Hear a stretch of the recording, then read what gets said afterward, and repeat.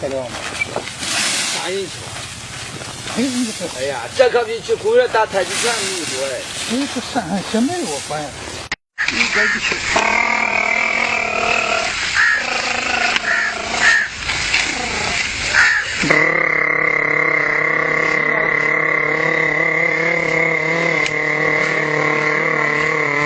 ना भाई बहुत दो प्यारियां टकराइया दो प्यारियां चौनी होते